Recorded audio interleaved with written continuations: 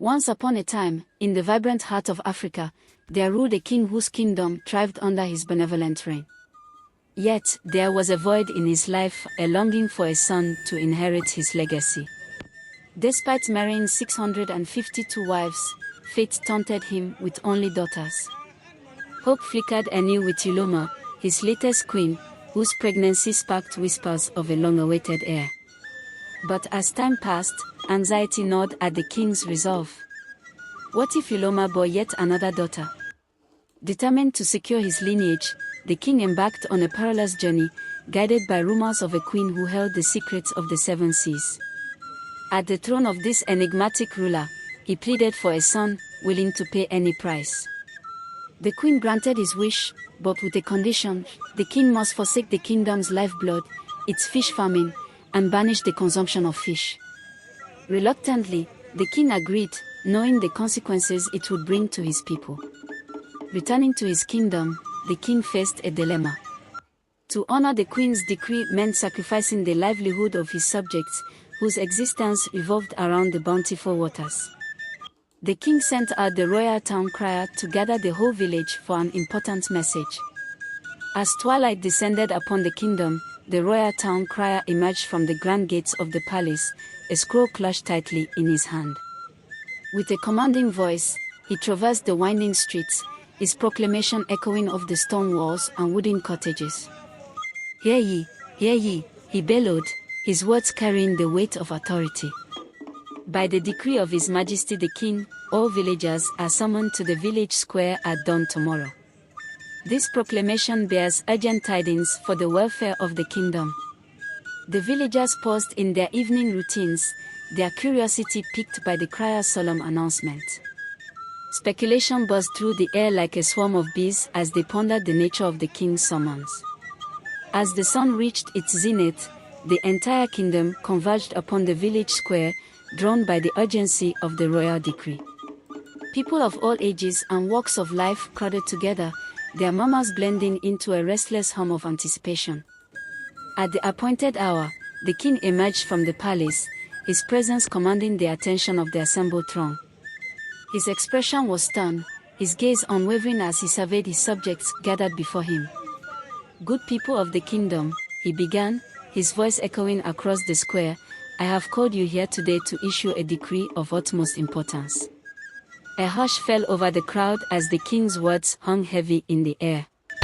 Faces turned toward him, rapt with attention, as he continued to speak.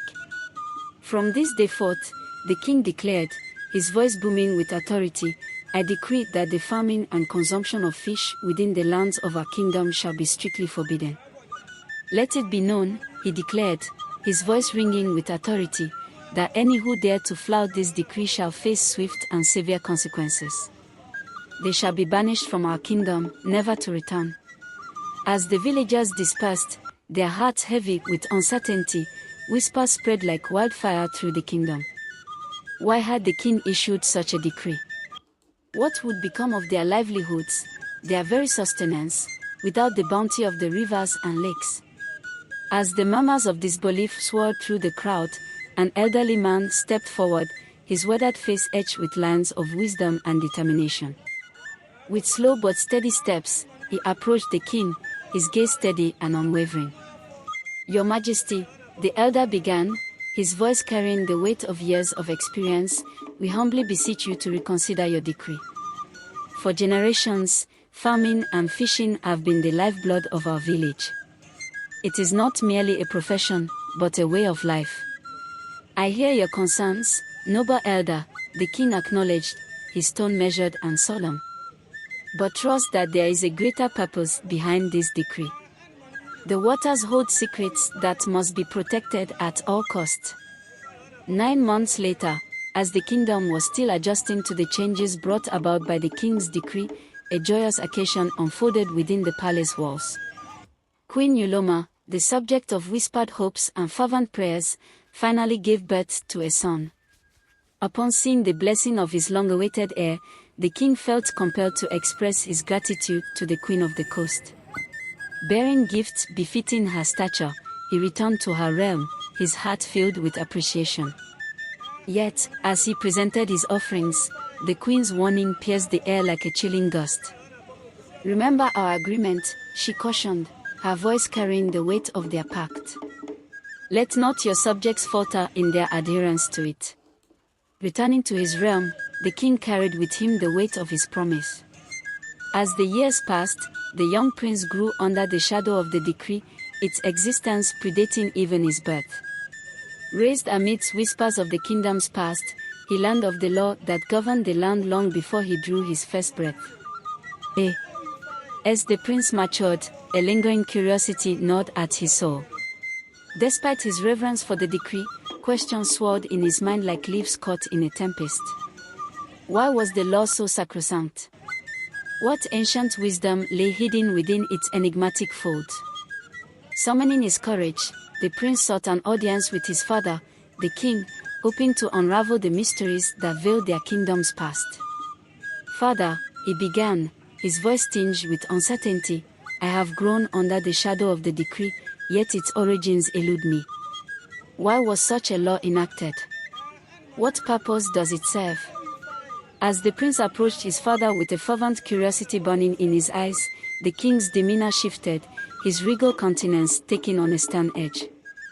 "Boy," he boomed, his voice echoing in the chamber with an authority that brooked no disobedience, "you tread upon sacred ground with your questions." Fueled by an insatiable curiosity and a rebellious spirit, the prince could not shake the nagging questions that tormented his thoughts. Ignoring the warnings of his father, the king, he embarked on a daring quest to the river, determined to uncover the truth behind the decree that had shackled his kingdom for years. As the prince ventured to the river's edge, his curiosity burned like a relentless flame, driving him to defy the warnings of his father and the sanctity of the decree. Drawn by the tantalizing mystery of forbidden fruit, he reached out, his hands trembling with anticipation, and plunged them into the cool waters. With a swift motion, he snatched a fish from the depths, its scales shimmering like precious jewels in the dappled sunlight. For years, the river had remained untouched by the hands of fishermen, teeming with life unseen by the villagers above.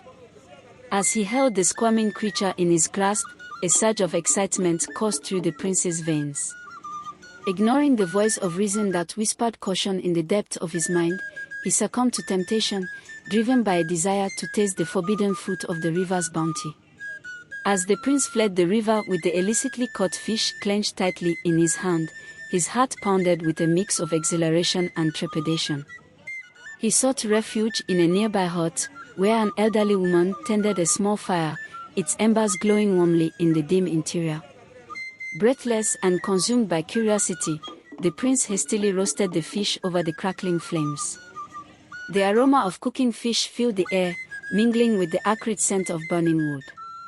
With each passing moment, his anticipation grew, wondering what consequences, if any, would follow from defying the king's decree. After cautiously tasting the roasted fish, the prince found himself surprisingly pleased with the flavor. Despite the weight of the decree and the gravity of his defiance, there was no immediate consequence.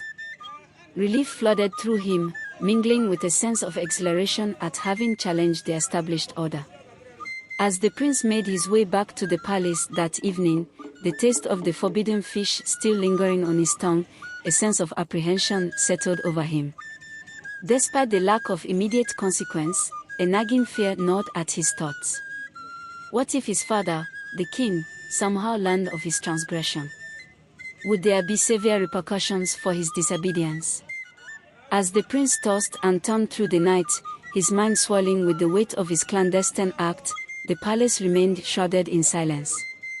Despite his fears, the hours passed without incident, the darkness offering a temporary reprieve from the consequences he dreaded it. Previously, the king had summoned the elders of the kingdom along with a handful of trusted villagers to the palace, preparing for the upcoming festival that would celebrate a decade of peace and prosperity. In the ornate chamber where decisions shaped the fate of the realm, the elders gathered, their weathered faces reflecting years of wisdom and tradition. The prince sat among the elders and villagers in the grand chamber, his demeanor poised and regal. A strange sensation began to tingle at the back of his mind. At first, it was subtle, a faint itch, an uncomfortable prickling beneath his skin. Then, with alarming clarity, he felt a as transformation overtaking him.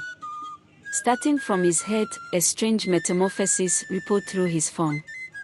His features elongated, his skin shimmered with scales, and his limbs contorted into the sinuous shape of a massive fish. Shocked gasps and murmurs rippled through the chamber as the prince's human form dissolved into that of a colossal aquatic creature. The elders recoiled in disbelief, their expressions a mix of horror and awe. The villagers, wide-eyed with fear, stumbled over each other in a frantic rush to escape the unfolding spectacle. Some fell to their knees in prayer, others shielded their eyes from the unnerving sight. As the prince's transformation unfolded before the stunned assembly, the king's heart clenched with a mixture of anguish and fear. His son, whom he had sought with fervent hope and longing, now manifested as a magnificent fish before his very eyes. In that moment of profound parental terror, the king's resolve hardened. "Guards!" His voice thundered through the chamber, cutting through the murmurs of disbelief and fear. "Seize that fish. Follow him to the river goddess where he was born." As the king arrived at the sacred river's edge, his heart heavy with desperation and disbelief, he fell to his knees upon the damp earth. Tears streamed down his weathered face, mingling with the cool waters that lapped gently at the shore. "River goddess," he implored, his voice choked with anguish, "I beg of you, spare my son from this cruel fate. Our agreement was sacred, but my descendants have not knowingly transgressed." The river goddess, cloaked in mist and the whispers of ancient currents, regarded the king with eyes that held the weight of eternity. Her voice echoed like distant thunder, resonating with the power of ages past. "King of the realm," she intoned solemnly, "the covenant we forged is bound by threads older than time itself. Your son, in his curiosity and defiance, has tasted of the forbidden fruit of the river. This act cannot go unanswered." The king's heart sank as her words settled upon him like stones. Despite his pleas, the river goddess's resolve remained unyielding, rooted in the immutable laws that govern the realm of water and spirit. "Know this," she continued, her voice a somber melody carried by the breeze, "the consequence of his actions is clear. The prince must be cast into the river, and the kingship shall pass from your lineage to another." As the river goddess pronounced her judgment, the king's world shattered. The weight of her words bore down upon him like an avalanche of despair. Unable to bear the agony of losing his son and facing the irrevocable loss of his lineage's sovereignty, the king's heart faltered. Clutching his chest, the king gasped for air, his breath shallow and labored. A sudden pain gripped him with vice-like intensity, searing through his being. His vision blurred, the world around him fading into darkness. With a final, anguished cry that echoed over the silent river, the king collapsed to the ground. His lifeblood mingled with the earth, a testament to the agony and despair that had consumed him in his final moments. In the wake of the king's sudden demise, the kingdom stood at a crossroads. The river goddess's decree could not be denied nor defied. With the king's passing, the mantle of rulership passed from his lineage to another, a seismic shift that heralded both mourning and uncertainty for the realm.